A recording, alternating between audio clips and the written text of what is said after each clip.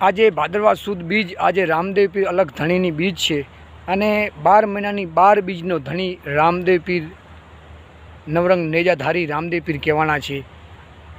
હે રામા ટૌકે રામદેવ અને હીરા ટૌકે લાલ, જે સાચા ભક્તોને રામો પીર મળ્યા, હે એ તો થઈ ગયા નરસુરા ને ન્યાલ।